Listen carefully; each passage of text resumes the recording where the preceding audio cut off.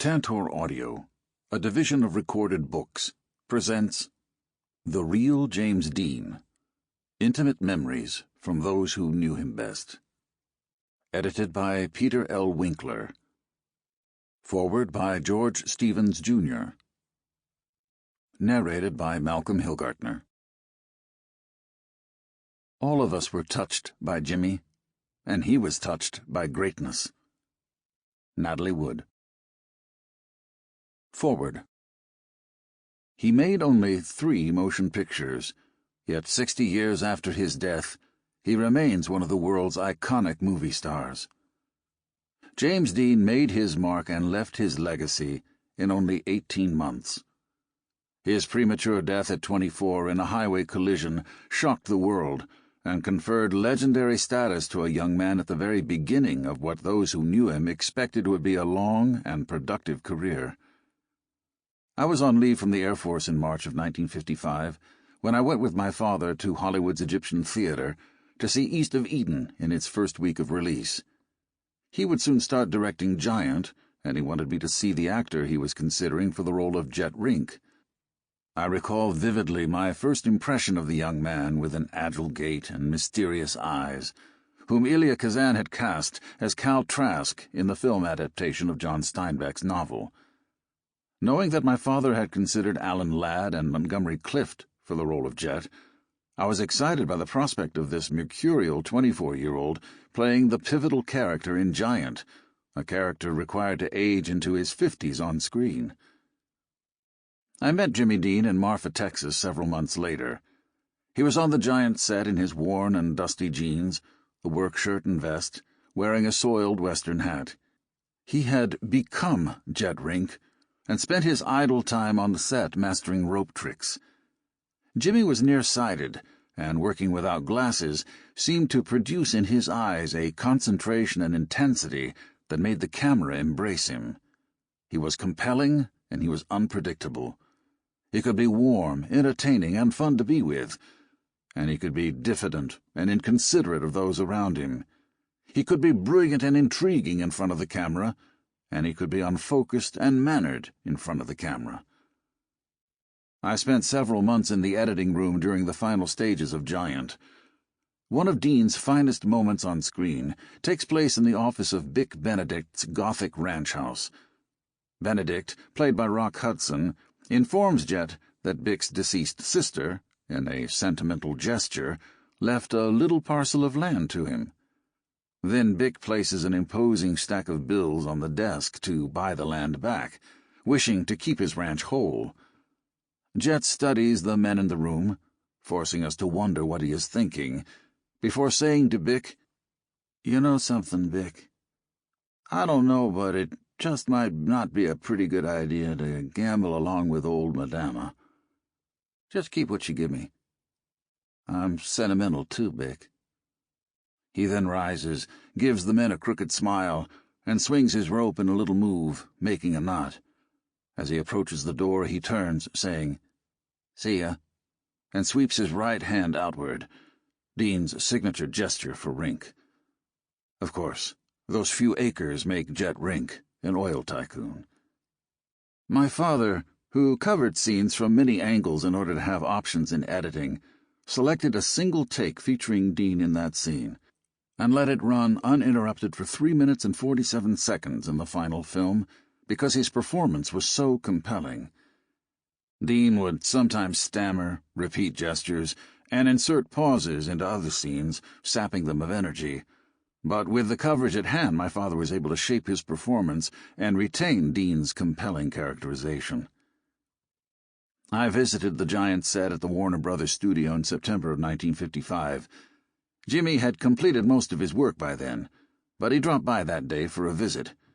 He talked enthusiastically about the Porsche 550 Spyder he had just purchased and his plans for racing it.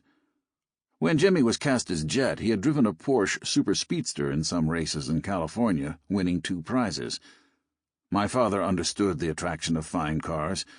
He drove one of the first Mercedes-Benz 300 SL Gullwing coupes. He sat down with Jimmy, and they discussed their cars before my father told him that they were embarking on an ambitious film with a long shooting schedule, And while he had confidence in Jimmy's driving skill, if he were injured on the track, he would jeopardize the efforts of the 300 people who were working on the film. He said it was important that Jim not race his car during production. Despite his rebellious tendencies, Jimmy understood the situation and agreed. And he kept his word.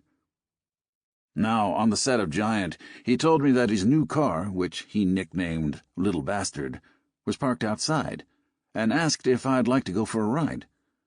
We went out and admired the sleek gray machine with red racing seats. We climbed in.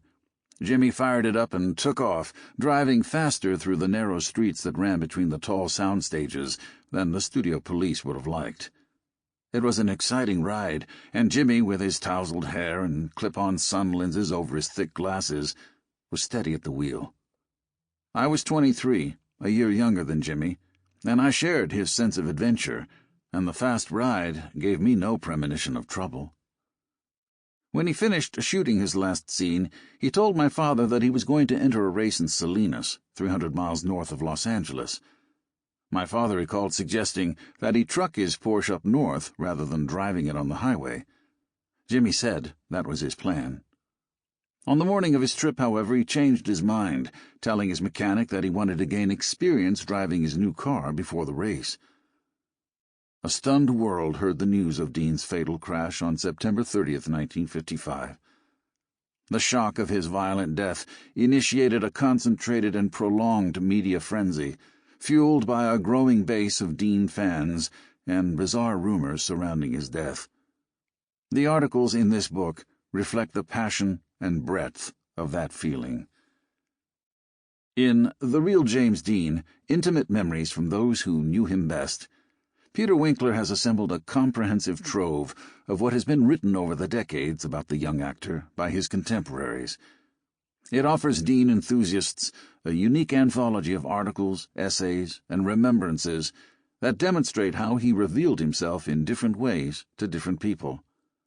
Among the fascinations of this collection are the contradictions in the various accounts, each observer drawing his or her own portrait of the young actor, marked by differing perceptions and conflicting facts. A touching reminiscence in Mr. Winkler's compilation is by Sanford Roth, the photographer who followed Jimmy in another car on his ill-fated drive to Salinas. Jimmy was familiar with Roth's book of photos of Paris, and said to him, "That book makes me realize I've never been anywhere. I want to be in Paris before this year's out. I want to see the Paris Theatre, to see Pierre Blanchard and Gerard Philippe. I want to see the great artists, to see Rome, to buy shoes and crazy clothes in Capri. I want to live." James Dean never saw Paris, but he did earn a permanent place in the history of cinema and in the hearts of filmgoers the world over. George Stevens, Jr. Introduction. Rescued Memories. On April 8, 1954, few passers-by would have recognized James Dean as he stood on the sidewalk outside his New York apartment. He held just a few essential belongings in a brown paper lunch bag tied with string, while he waited for director Elia Kazan's limousine to take him to the airport. From there he'd be whisked away to Warner Brothers' studio in Burbank, California, to commence shooting East of Eden, the first of his only 3 starring roles. Prior to filming East of Eden, Dean had acted in 1 TV commercial, a little over 30 TV shows, 3 bit parts in films, and 2 Broadway plays.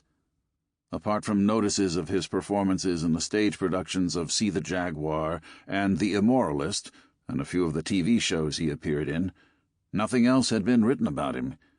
He was just one of many emerging actors who had yet to be called to the public's attention.